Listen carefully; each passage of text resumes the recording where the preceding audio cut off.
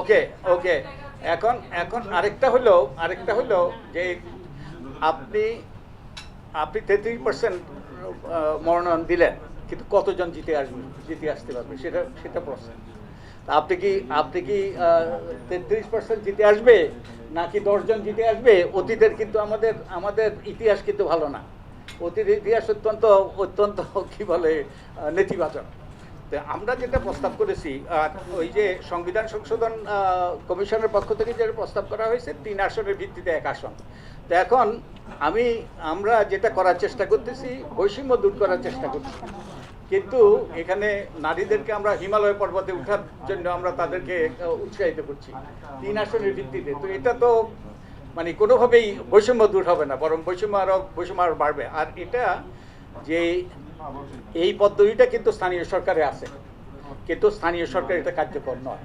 এবং আমি এটা স্টাডি করেছি 1997 সালে যখন 3 আসনের ভিত্তিতে একটা আসন যে ইয়েতে ইউনিয়ন পরিষদে যখন এই এই বিধানটা যখন বাস্তবায়িত হলো, হাজার হাজার নারী, বহু নারী নির্বাচন অংশগ্রহণ করেছে।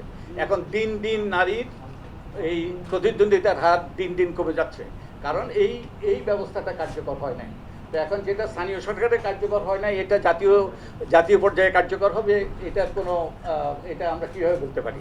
তো আমরা যেটা প্রস্তাব করি, আর ওই যেটা বর্তমান পদ্ধতি আছে এটা তো অলংকারিক, এটা তো অমর্যাদাকর, হীনমন্যতা সৃষ্টি করে ইত্যাদি ইত্যাদি।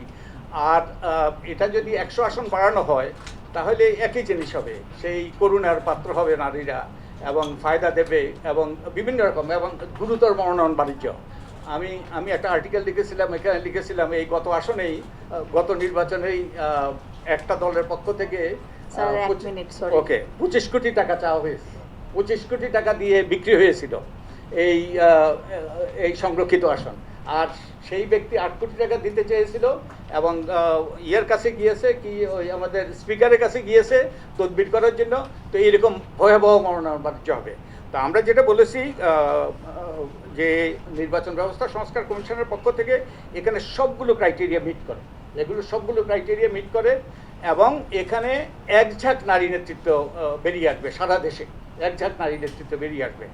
এবং এখানে যেটা হবে এটার মাধ্যমে যে যে ভবিষ্যতে এই সংরক্ষণ পদ্ধতির প্রয়োজনীয়তা ফুরিয়ে যাবে।